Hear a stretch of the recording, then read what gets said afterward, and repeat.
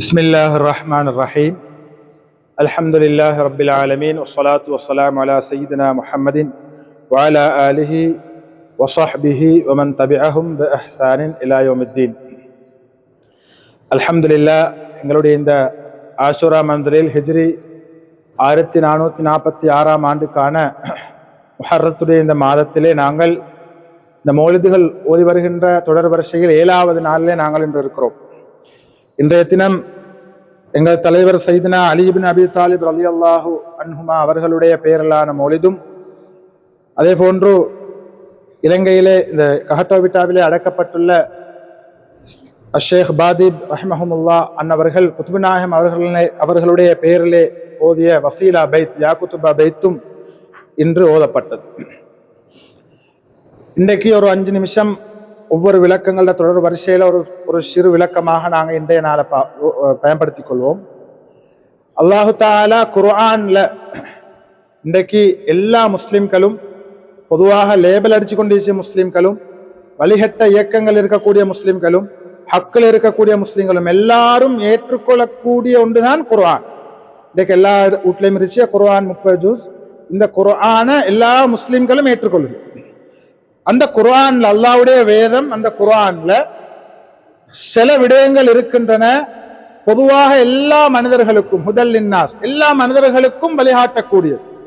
அது முஸ்லிம் அல்லாதவர்களாக இருந்தாலும் சரி, ஒரு டாக்டர் ஒன்றா இருந்தாலும் அல்லது வேற வேற ஆய்வாளர்களாக இருந்தாலும், முஸ்லிம் அல்லாத ஆட்களா இருந்தாலும், இன்னைக்கு நிறைய பேர் குர்ஆனை படிச்சு அவங்களோட ஆய்வுகளுக்கு, அவங்களோட ஒவ்வொருத்த துறை சார்ந்த ஆய்வுகளுக்கு இன்றைய குர்ஆனிய வசனங்கள் அவங்களுக்கு வழிகாட்டி கொண்டிருச்சு. இன்னும் குறிப்பிட்டு நாங்க பார்த்தால் முஸ்லிம்களுக்கு, முஃமின்களுக்கு, அதிலும் குறிப்பாக முத்தகீன்களுக்கு, குர்ஆன் அல்லாஹ் சொல்லி ஹுதல்லில் முத்தகீன், எல்லாருக்கும் பாடம் தான், சூரா பக்ரால சொல்லி முத்தகீன்களுக்கு குர்ஆன் நேர் வழிகாட்டு.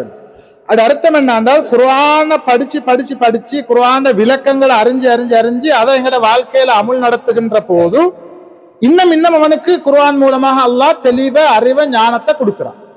இப்ப காஃபிருக்கும் அவனுக்கு தேவையான அளவு குர்ஆன்ல அறிவு இருந்துச்சு, ஒரு சாதாரண முஸ்லிமுக்கும் இருந்துச்சு. முஸ்லிமாக இருந்து மோமின் என்று ஈமானுடைய தரத்துக்கு வந்து அவனுக்கு அதை விட கூட படிப்பினை இருந்துச்சு. மோமின்லே முத்தகீன் தக்குவாதாரி என்று வரக்கொள்ள அதை விட கூட குர்ஆன்ல அவனுக்கு படிப்பினை இருந்துச்சு. அந்த முத்தகீன்களே மாக உயர் மட்டத்தில் வைத்து வலிமார்களாக, இமாம்களாக அப்படியாக மாறுகின்ற போது முழுக்க முழுக்க குர்ஆன் அவர்களுக்கு வழிகாட்டி கொண்டேதான் இருக்கு. எனவேதான் குர்ஆனை பின்பற்றுதல் என்று ஒருவர் சொல்வதாக இருந்தால் எந்த ஒரு மனிதராலும் குர்ஆனை நேரடியாக எல்லா மனிதர்களாலும் பின்பற்ற முடியாது. அப்படி என்ன காஃபிரும் குர்ஆனை செல்ல, எனக்கு நான் இஸ்லாத்து வர தேவையில்லை, ஆனா நான் குர்ஆனை தான் பின்பற்றுவேன் என்று அவன் சொன்னால் அதை எங்களால் ஏற்றுக்கொள்ள முடியுமா? முடியாது. ஆனா இன்று நாங்கள் நிறைய பேரை பார்க்கிறோம், காஃபிர்கள், முஸ்லிம் அல்லாதவர்கள் குர்ஆனுடைய அறிவுகள் யூடியூப்ல அடிச்சு பார்த்தா விளங்கும், குர்ஆனை பத்தி தெளிவா பேசி அவங்க செல்ல குர்ஆன் அந்த விளக்கம் இருந்துச்சு, இந்த விளக்கம் இருந்துச்சு, அந்த மருத்துவ குணங்கள் இருந்துச்சு, ஆனா அவர்கள் முஸ்லிம் அல்ல. எனவே குர்ஆனை பின்பற்றுவது என்பது குர்ஆன் யாருக்கு முழுமையான அல்லது மிக அதிகமான ஞானங்களை வழங்குகிறதோ அவர்களை கொண்டுதான் குர்ஆனை பின்பற்ற முடியும். அப்படி என்றால் ரசூல் ஸல்லல்லாஹு அலைஹி வஸல்லம் அவர்களுடைய காலத்தில் சஹாபாக்கள் குர்ஆனை பின்பற்றினார்களா? ஆம், பின்பற்றினார்கள். எப்படி பின்பற்றினார்கள்? குர்ஆனுடைய முழுமையான ஞானமும் ஸல்லல்லாஹு அலைஹி வஸல்லம் அவர்களுக்கு கொடுக்கப்பட்டிருந்தது. எனவே அவர்கள் ஸல்லல்லாஹு அலைஹி வஸல்லம் அவர்களை பின்பற்றினார்கள், அதனால குர்ஆனை பின்பற்றினார்கள். இதுதான் குர்ஆனை பின்பற்றுகின்ற முறை. சஹாபாக்கள் எல்லாரும் குர்ஆனை நேரடியாக ஆய்வு செய்யல. சில சஹாபாக்கள் இருந்தார்கள், அவர்கள் முஜ்தஹித்களாக, ஃபகீஹ்களாக இருந்தார்கள். அவங்க ஆய்வு செஞ்சு தஃப்சீருடைய விளக்கங்களை சொல்லி சட்டங்களை வகுத்து கொடுத்ததுக்கு பிறகு மற்றவர்கள் அதை ஏற்றுக்கொண்டார்கள்.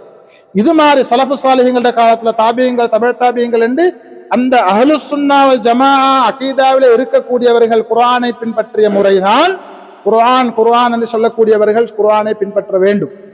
இந்த குர்ஆனை பார்த்து, டிரான்ஸ்லேஷனை பார்த்து, குர்ஆன் இப்படி வந்துருச்சு, ஆகவே நாங்கள் இப்படி வாழ்கிறோம் என்று குர்ஆனை பின்பற்றுவது இஸ்லாம் காட்டி தந்த ஒரு வழிமுறை அல்ல. அது காஃபிரும் செய்யணுமான முறை. இந்த காஃபிர்கள் குர்ஆனை பின்பற்ற மாதிரி தான்.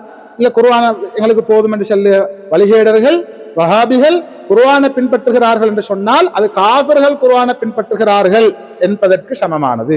எனவே குர்ஆனை முழுமையாக ஒருவன் பின்பற்றி வாழ வேண்டும் என்றால் அந்த குர்ஆனுடைய ஞானங்கள் அல்லாஹு தஆலா யாருக்கு கொடுக்கிறானோ அவர்களை பின்பற்றுவதன் ஊடாக மட்டும் தான் குர்ஆனை பின்பற்ற முடியும். ஹைர். குர்ஆனுடைய வசனங்கள்ல எத்தனையோ வசனங்கள் இருச்சு, எல்லாருக்கும் தெரியும். அதுல சில வசனங்கள் இருச்சு நான் கட்டாயம் அதனுடைய விளக்கங்கள் அறிஞ்சு ஒவ்வொரு முஸ்லிமும் அறிஞ்சு அதை எங்கட வாழ்க்கையில எடுத்து நடக்கிற நேரத்துல எங்கட வாழ்க்கை ஒரு ஒரு ஒரு செப்பனிடப்பட்ட நேரான பாதைக்குள்ளுக்கு அமையுது. இதுக்கு எத்தனையோ பேர் பிறந்த வாழ்ந்த மரணித்த இதெல்லாம் இஸ்லாம் எதிர்பார்க்குது. பிறந்த ஒவ்வொரு மனிதனும் தான் ஏன் பிறந்த, ஏன் நாங்க வாழ, எங்களோட இலக்கு என்னன்னு யோசிச்சு அந்த ஒரு ரோட்ல நடக்கணும், சரியான ஒரு பாதையில நடக்கணும். அந்த பாதையில நடந்தா தான் அவனுக்கு வெற்றி இருச்சு. வெற்றி என்ற சொல் குர்ஆன்ல நிறைய இடத்துல பாவிக்கப்படுது.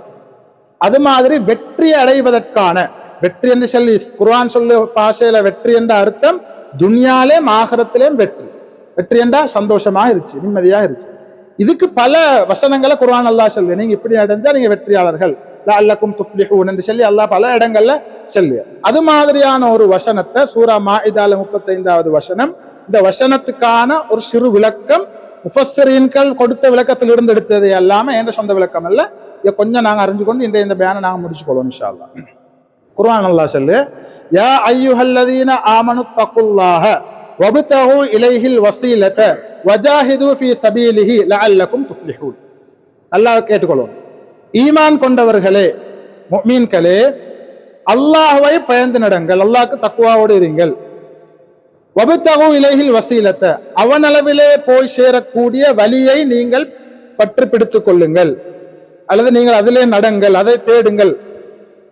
வஜாஹிது ஃபீ சபீலிஹி, அவனுடைய பாதையிலே நீங்கள் ஜிஹாது செய்யுங்கள். லஅல்லகும் துஃப்லிஹூன், நீங்கள் வெற்றி அடைவீர்கள். அந்த வெற்றி என்று சொல்லத்தான் இந்த அர்த்தம் சொல்லு, துன்யாலே ஆகிராலே வெற்றி. இங்க 4 விஷயத்தை சொல்லு. இந்த 4 விஷயம் இது மாதிரி நிறைய வசனங்கள் இருச்சு.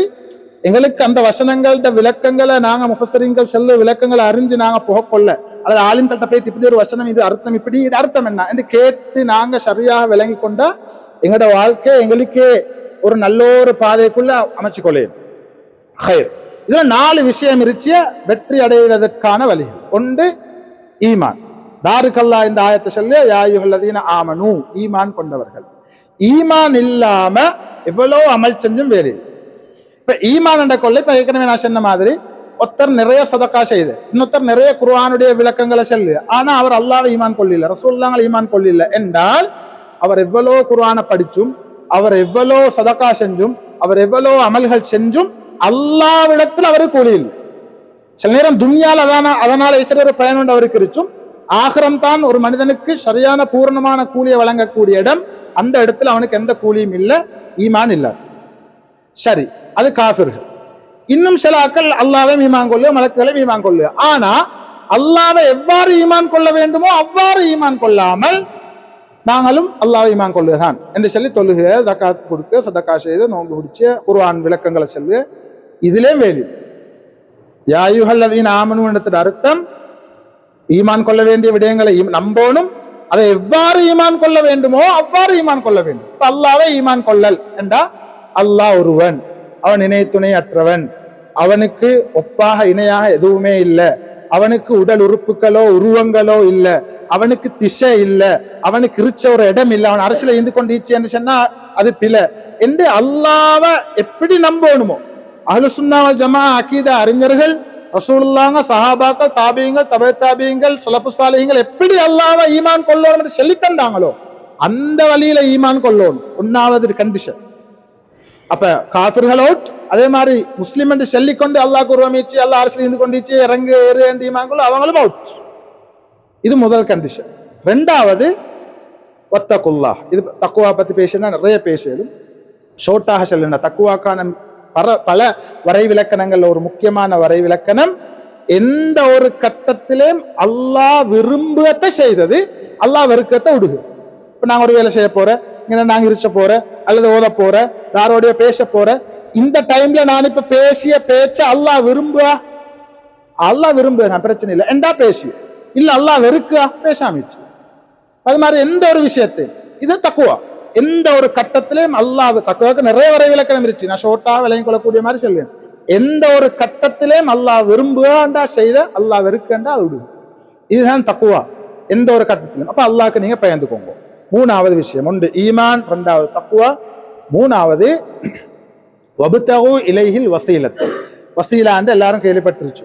அல்லாஹ்வை அடைவதற்கான ஒரு வழி, அப்ப அல்லாவை நான் இப்ப அல்லாவோட இருச்சு என்ன யாருக்கு சரி செல்லையில இன்றைக்கு செல்லவர செல்ல மாதிரி அல்லாட்ட நேரடியா கேட்கணும் என்றா இஸ்லாத்துல தத்துவத்தை அடிப்படை அவங்க விலங்கல்ல அல்லாஹ் ஒன்றேங்களுக்கு நேரடியா தரல தாரசரி செல்லுங்க எனக்கு அல்லாஹ் எல்லாம் நேரடியா தரும் தாரசரி செல்லும் மார்க்க அறிவென்றாலும் சொத்து செல்வம் என்றாலும் ஆரோக்கியம் என்றாலும் மனிதனுக்கு அல்லாஹ் நேரடியா தரல எல்லாம் ஏதோ ஒரு சபு கொண்ட வச்சுதான் தாரு நாங்க துனியாவுக்கு வந்தது பெற்றோர்கள் மூலமாக அல்லாஹ் எங்களை சும்மா உருவாக்கலுமே அது மனுஷத்தை படிச்ச மாதிரி யாரும் அப்படி வரல அப்ப பெற்றோர்கள் என்ற ஒன்று ஊடாகத்தான் அல்லாஹ் எங்களுக்கு துனியாவுக்கு அனுப்பின அல்லாஹ் எங்களுக்கு அறிவை தந்தது ஆசிரியர்கள் என்ற உஸ்தாதுமார்கள் என்ற ஊடாகத்தான் அல்லாஹ் அறிவை தந்தது எங்களுக்கு ஆரோக்கியத்தை நோய் வந்த ஆரோக்கியத்தை தாரது டாக்டர்ஸ்மார்கள் நூடாகத்தான் ஆரோக்கியத்தை தாரு இஸ்லாத்த மார்க்கத்தை அல்லாஹ் அப்படியே சும்மலை இறக்கணும் குர்ஆனை சும்மலை இறக்கணும் ஜிப்ரீல் அலைஹிஸ்ஸலாம் ரசூலுல்லாஹ்களுக்கு வந்து சொல்லி ரசூலுல்லாஹ்கிட்ட இருந்து இப்படியே வந்து எல்லாமே அல்லாஹ் எந்த எங்களுக்கு நேரடியாக தரல எல்லாமே வசீலாவாகத்தான் தந்துருச்சு பாரியான் சாஹிப் கூட எழுதிருச்சு வசீலா இல்லாமல் இஸ்லாம் இல்லைன்ற ஒரு புக் எல்லாரும் வாசிக்க வேண்டிய ஒரு புக் வசீலா என்று ஒன்று இல்லாட்டி இஸ்லாமே இல்லை என்ற தலகா விளங்கப்படுத்திருச்சு அப்ப வசீலா என்று அது அல்லாவை எப்படி அல்லாஹ் எங்களுக்கு கொண்டே நேரடியாக தரலையோ அதே மாதிரி எங்களுக்கும் அல்லாவை நேரடியாக அடைய முடியாது அப்படி டாக்டர் போய் கடைசி மௌத்தாங்காட்டினே அவன் அல்லாவை அடையாம அல்லாட வெறுப்போட அவன் இருச்சு அல்லாஹுவை நேரடியாக அடைய முடியாது என்றால் அல்லாஹுவை அடைந்தவர்கள் அல்லாஹ்வின் நெருக்கத்தை பெற்றவர்களின் ஊடாகத்தான் அல்லாஹ்வை அடைய முடியும் அல்லாஹ்வை நேரடியாக அடைந்த ஒரே ஒரு மனிதராக இருந்தால் அல்லாஹ்வுடைய டைரக்டான கனெக்ஷன் பெற்ற ஒருத்தர் முஹம்மது ரசூலுல்லாஹி ஸல்லல்லாஹு அலைஹி வஸல்லம் அவர்கள் மட்டும்தான் எனவே நாங்கள் அல்லாஹ்வை அடைய வேண்டும் என்றால் ஸல்லல்லாஹு அலைஹி வஸல்லம் அவர்கள் ஊடாகத்தான் அடைய வேண்டும் ஸல்லல்லாஹு அலைஹி வஸல்லம் அவர்களை நாங்கள் அடைய வேண்டும் என்றால் ஸல்லல்லாஹு அலைஹி வஸல்லம் அவர்களை பின்பற்றிய முஹப்பத்தோடு பின்பற்றி வந்த நல்லவர்களின் ஊடாகத்தான் அவர்களை அடைய வேண்டும் எனவே இந்த இத வசீலா இது இல்லாமல் இஸ்லாமும் இல்லை எந்த ஒரு முஸ்லிமுக்கும் வாழவே இயல அல்லாஹ் நெருக்கத்தை பெறவே இயல ஹைர் இது மூணாவது விளக்கம் கூட வச்சு இருக்கு நேரத்தையும் கருத்துக்கு நான் சுருக்கமா சொல்றேன் நாலாவது வஜாஹிது ஃபீ சபீலி இந்த மூணே மொத்தம் செய்ய கொள்ள ஈமானோட தக்குவாவோட வசீலாவையும் பற்று பிடிச்சு கொண்டு ஒத்தன் புக கொள்ள நிச்சயமாக அவனை குழப்பத்துக்கு ஷைத்தான் வரும் குழப்பம் பிரச்சனைகள் வரும் சதி சூழ்ச்சி வரும் எதிர்ப்புகள் வரும் வஜாஹிது நீங்கள் என்ன செய்யணும் அதாவது போராடும் அதுக்காக அல்லாஹ்க்காக போராடும் நாலாவது இல்ல நாங்க இந்த மூணு சரியா இருச்சு என்ற கொள்ள ஒருத்தருக்கு மலட்டி இல்லாம நாங்க இருச்சு அப்படி இருச்சேல இந்த மூணே மொத்தம் சரியா கொண்டு போறேன்டால் ஈமான் தக்குவா வசீலா இந்த மூணு சரியா கொண்டு போறேன்னா நாலாவது போராட்டம் என்று அவனோட வாழ்க்கையில நிச்சயமாக வரும் குறைஞ்சபட்சம் அவன் சைத்தானோட போராடணும் அவனோட நஃப்ஸோட போராடணும் அவன் எதிராளிகளோட மார்க்கத்தில் எதிராளிகளோட போராட வேண்டிய ஒரு நிலை வரும் அதான் அல்லாஹ் நாலாவது அதையும் சேர்த்தே சொன்ன நீங்க அல்லாஹ்க்காக போராடு வஜாஹிது ஃபீ சபீலி இந்த நாளும் செஞ்சா லஅல்லக்கும் துஃப்லிஹூன் நீங்கள் வெற்றி அடைந்தவர் கூட்டத்தில் ஆகுவீர்கள் எனவே பிறந்தோம் வாழ்ந்தோம் சாப்பிட்டோம் மௌத்தானோம் என்றா எங்களுக்கு வெற்றி இல்லை இப்படித்தான் நிறைய பேர் நாளைக்கு மறுமையில உலக மனிதர்கள் ஆதம் அலைஹிஸ்ஸலாத்திலிருந்து கடைசியாக வரக்கூடிய மனிதர்கள் காட்டும் எல்லாருலையும் சொர்க்கத்துக்கு நரகத்துக்கு அனுப்பு இதுல கூட போற ஆக்கள் சொர்க்கத்துக்கோ நரகத்துக்கோ பாஷா யோசிச்சோம் கூட மனிதர்கள் நரகத்துக்கோ போற சொர்க்கத்துக்கு கூட மனிதர்கள் எங்க போற நரகத்துக்கு தான் நல்லா ஞாபகம் சொர்க்கத்துக்கு போற லேசல் ரசூலுல்லாஹோட ஹதீஸ் 1000 பேர்ல நாளைக்கு ஹிசாப் விசாரிச்சு ஒவ்வொருத்தரும் அனுப்ப கொள்ள 1000 தானாம் சொர்க்கம் 999 நரகம் அப்ப உலக மனிதர்கள் அதிகமான பேர் போறது ஒன்னாவது நரகத்துக்கு தான் அப்ப சொர்க்கத்துக்கு போற லேசல்ல இலக்கோட லட்சியத்தோட திட்டமிட்டு அவன் வாழ்க்கை ஒழுங்கமைச்சா மட்டும்தான் அவன் சொர்க்கத்துக்கு போயிடும் அதுதான் வெற்றி என்று லஅல்லக்கும் துஃப்லிஹூன் என்று அந்த வெற்றி அடையிறதுக்கு சரியான வழிகள் குர்ஆன் எத்தனையோ ஆயத்துகள் இது ஒரு முக்கியமான ஒரு ஆயத் இதனுடைய விளக்கங்களை சரியா பெற்றுக்கோங்க ஈமான் தக்வா வசீலா ஜிஹாத் இந்த நாளை நாங்க சரியா செஞ்சால் எங்களுக்கு வெற்றி இருச்சிய என்றது அல்லாஹ்வே எங்களுக்கு சொல்லிருச்சிய இந்த விஷயங்களை நாங்க விளக்கங்களை பெற்றுக்கொள்ளணும் இன்ஷா அல்லாஹ் இன்னைக்கு அல் ரலியல்லாஹு மௌலித் ஓதின அவங்களோட சிறப்புகள் அவங்களோட அறிவு ஞானம் அல்லாஹ் அவங்களுக்கு கொடுத்த விளக்கங்களோட அளவு சொல்லி முடிச்சேல இருந்தாலும் பரக்கத்துக்காக ஒரு விஷயத்தை சொல்லி நான் முடிச்சு கொள்வேன் அல் ரலியல்லாஹு அவங்களோட சிறப்புகள் ஒன்றுதான் அல் ரலியல்லாஹு அவங்களுக்கு அல்லாஹ் கொடுத்த மார்க்க அறிவு நுண்ணறிவு அதுக்கு ஒரு சம்பவம் சொல்லப்படுது எந்த ஒரு மனிதரும் ஐஸ்வர்ய ஒரு பிரச்சனை வந்தா தாரந்தரும் ரசூலுல்லாஹி பிறகு தாட்டத்திலும் வந்து அல் ரலியல்லாஹு அபூபக்கர் ரலியல்லாஹு ஹலீஃபா தான் உமர் ரலியல்லாஹு ஹலீஃபா தான் உஸ்மான் ரலியல்லாஹு ஹலீஃபா தான் 3 ஹலீஃபாக்களோட காலத்திலே பிரதான ஆலோசகராக இருந்தவர் சையதுனா அலி இப்னு அபீ தாலிப் ரலியல்லாஹு அன்ஹு அவர்கள் அப்ப அவங்கள்ட்ட ஒருத்தர் வந்து சொல்லு எங்கட வாப்ப மௌத்து எங்கட வாப்ப சென்ன அவர் எங்கட வாப்ப ஒட்டகம் வச்சிச்சு அந்த ஒட்டகங்கள் மிஞ்சிச்சு ஒட்டகங்களை மூத்த மகனுக்கு 2/1 அரவாசி மூத்த மகனுக்கு தான். எல்லாம் கேட்டோம், கணக்கோடு சம்பந்தமான ஒன்று. 2வது மகனுக்கு 3/1 2வது மகன். என்ற ஒட்டக பண்ணையில் வச்சு ஒட்டகங்கள்ல 3/1 என்ற 2வது மகன். அடுத்தது 3வது மகனுக்கு 9/1 3வது மகன். மூத்த மகனுக்கு 2/1, 2ஆம் மகனுக்கு 3/1, 3ஆம் மகனுக்கு 9/1. இப்படி எங்கட வாப்ப சொல்லிட்டு போனேன். மௌத்தான பிறகு பார்த்தா ஒட்டக பண்ணையில இருச்சு எத்தனை ஒட்டகங்கள்? 17 ஒட்டகங்கள் தான் மிஞ்சிச்சு. 17 ஒட்டகம் தான் இருச்சு. வாப்ப சொன்ன மாதிரி எங்களுக்கு பிரிச்சு கொள்ள தெரியும். 2/1 ஒருத்தர் 1வது ஆளுக்கு 2/1, அடுத்த 3/1, அடுத்தது 9/1. இப்ப அல்றது ஆட்ட வந்து கேக்கு. அந்த காலத்துல எத்தனையோ சம்பவம் அப்படி எத்தனையோ பேர் பிரச்சனைகள் எடுத்து தூக்கி கொண்டு வர அல்றது ஆட்டதான். அந்த அல்றதாங்க ஈச்சங்காட்டி அப்படியான ஒரு ஹாக்கிமாக தீர்ப்பாளராக இருந்தோம். அப்ப அல்றதான் சொன்ன என்னட்டையும் ஒரு ஒட்டகம் ஒண்டிச்சு, அதே நீங்களே வச்சுக்கோ. அந்த ஒட்டகத்தையும் கொடுத்தாச்சு. 18 ஒட்டகம். 18 ஒட்டகங்கள்ல 1வது மகனை கூப்பிட்டவங்களுக்கு எத்தனை சொன்ன? 2/1. ரைட், இந்தாங்க உங்களுக்கு 18ல் 2/1 9 ஒட்டகம். உங்களுக்கு 9 ஒட்டகம். 2வது மகனை கூப்பிட்ட உங்களுக்கு என்ன சொன்ன? எனக்கு 3/1. ரைட், 18ல் 3/1 என்று சொன்னா 6. இந்தாங்க உங்களுக்கு 6 ஒட்டகம். 9 ஒட்டகம் 6 ஒட்டகம் பேத்தாச்சு. 3ஆம் மகனை கூப்பிட்ட உங்களுக்கு என்ன சொன்ன? எனக்கு 9/1. 9/1 18ல் 2 ஒட்டகம். இந்தாங்க 2 ஒட்டகம் உங்களுக்கு. இப்ப கூட்டி பாருங்க, 1வது ஆளுக்கு எத்தனை ஒட்டகம்? 9 ஒட்டகம். 2வது ஆளுக்கு 6, 9 மாறும் 15. 3ஆம் மகனுக்கு எத்தனை ஒட்டகம் கொடுத்த? 2. 15 2 17. 2 ஒட்டகத்தை தாங்கோ எடுத்துன்னு போனோம். சரி கணக்கு. ரைட், இப்படி நிறைய எக்கச்சக்கமான வரலாறுகள் ஈச்சிய அவங்களோட நுணுக்க அறிவுக்கு. ரைட், இப்ப செல்லக்கோள் இன்னொரு ஞாபகம் வர என்றாலும் நேரத்தை கருதி நான் சுருக்கிக் கொள்கிறேன். இந்த மௌலிதுகளுக்கு வந்து மௌலிதுகளோட வார நோக்கம் அதுதான். மௌலிதுகளின் ஊடாக அல்லாஹ்வுடைய இறை நேசர்களை நாங்க ஞாபகப்படுத்துவதன் ஊடாக அவங்களோட மஹபத்து கிடைச்சு. அவங்களோட மஹபத்து கிடைச்சால் அவங்க எப்படி குர்ஆனை பின்பற்றினோ அது மாதிரியாக எங்களுக்கு பின்பற்றதுக்குள்ள அறிவை விளக்கத்தை அல்லாஹ் தார். ஒவ்வொருத்தரும் மௌலிதுக்கு வரக்குள் இந்த ஐடியாவோட வரணும். நாங்க அல்றல்லாங்களை பத்தி புகழ் என்று சொன்னா அல்றல்லான்னு அவங்களோட எங்களை அல்லாஹ் சேர்ப்பான் என்ற எண்ணத்தோட நாங்க வரோம். அப்படி வந்தா தான் எங்களுக்கு துன்யாலே மாகறாள். இப்ப நான் சும்மா ஒன்றும் இல்லாம துன்யாவுக்கு வந்துடுவேங்க, சாப்பாடோ ஏதோ ஒன்று கிடைச்சும். ஆனா எங்களுக்கு தேவை துன்யாவும் ஆகறாம். ரெண்டுக்கும் அல்லாஹ் எங்களுக்கு தரணும் என்றா நல்ல எண்ணத்தோட நேரகாலத்தோடு இந்த மாதிரியான மஜ்லிஸ்களுக்கு வந்து கலந்து கொள்ள முயற்சி செய்யணும். அப்ப கடைசியாண்டு இப்ப 2 டிப்ஸ் சொல்லி 3ஆம் டிப். இந்த மௌலிதுடைய சிறப்பு என்னண்டா, நான் பள்ளிக்கூடத்தில் ஓதுற காலம் அசமத்துல எங்களுக்கு ஓதி தந்த காலங்கள்ல நாங்க அசரா மௌலிதுக்கு அசரோட வந்து பள்ளிக்கூடத்துல ஓது. இதோட சிறப்பு என்னென்றால் ஒவ்வொரு நாளைக்கும் ஒவ்வொரு மௌலித். ஒத்தன் ஆசரா மௌலித், இந்த ஆசூரா நாட்கள் நடக்கின்ற மௌலித ஒத்தனுக்கு சரியா ஓதையிலும் அவனுக்கு எந்த கல்வியிலேயும் ஓதையும். அது ஒரு ஒரு நன்மாராய் மாதிரி. எனவே இந்த மௌலிதுல பள்ளிக்கூடத்துக்கு இந்த பள்ளிக்கூடத்துல நடக்கிற இந்த மௌலிதுல ஒருத்தர் கஷ்டப்பட்டு தெண்டிச்சு முயற்சி செஞ்சு ஓத பழகினா நல்ல ஒரு சந்தர்ப்பம். உங்களுக்கு மத்த கலரிகள்லையும் கிதாபை பரட்டி பார்த்தோடனே ஓதையிலுமான ஒரு சந்தர்ப்பத்தை அல்லாஹ் தருவான். நாங்களும் இதுலதான் பழகினோம். ரைட், அப்ப இது ஒரு சந்தர்ப்பமாக ஒரு வாய்ப்பாக பயன்படுத்தி கொண்டு துனியாக்கும் ஆகராக்கும் பிரயோஜனமுள்ள ஒரு மஜ்லிஸாக அல்லாஹு தாலா எங்கள் அனைவருக்கும் ஆக்கி அருள் புரிவாயாக. இன்னும் யா அல்லாஹ் இந்த இடத்துல எந்தெந்த விடயங்கள் சொல்லப்பட்டதோ அது உன்னால் பொருந்தி கொள்ளப்பட்ட ஹக்கான விடயங்களாக ஆக்கி வைப்பாயாக. அந்த நல்ல விடயங்களை எடுத்து நடக்கக்கூடிய நல்லவர்களாக எங்களை ஆக்கி வைப்பாயாக. இந்த ஒவ்வொரு நாளும் மௌலிதுகள் ஓதப்பட்ட மௌலிதுகள் யார் யாருடைய பெயரிலே ஓதப்பட்டதோ அவர்களோடு எங்களை சேர்த்தருள் புரிவாயாக. அவர்களுக்கு நீ எவ்வாறான வெகுமதிகளை எல்லாம் வழங்கினாயோ அதே போன்று வெகுமதிகளை எங்களுக்கும் துன்யாவிலும் ஆகராவிலும் தந்தருள் புரிவாயாக. இன்னும் யா அல்லாஹ் இந்த மஜ்லிஸுக்கு யார் யாரெல்லாம் இந்த 7 நாட்களும் கஷ்டப்பட்டார்களோ, உதவி செய்தார்களோ, நார்ஷாக்களை வழங்கினார்களோ, வருகை தந்து ஓதினார்களோ அனைவர்களுக்கும் நீ பரக்கத்து செய்வாயாக. அனைவர்களுடைய வாழ்விலே நீ அபிவிருத்தியை ஏற்படுத்துவாயாக. அனைவர்களுக்கும் துன்யாவிலும் ஆகராவிலும் வெற்றியையும் சந்தோஷத்தையும் கொடுப்பாயாக. இனிவரும் நாட்களிலும் இந்த மஜ்லிஸை அழகாக்கி சிறப்பாக்கி வைப்பாயாக. இனிவரும் நாட்களிலும் இந்த மஜ்லிஸுக்கு ஒத்தாசை செய்யக்கூடிய அனைவர்களுடைய நியத்துக்களையும் கபூல் செய்து துனியாவிலும் ஆகராவிலும் வெற்றியும் ஆரோக்கியத்தையும் சந்தோஷத்தையும் வழங்கி வைப்பாயாக.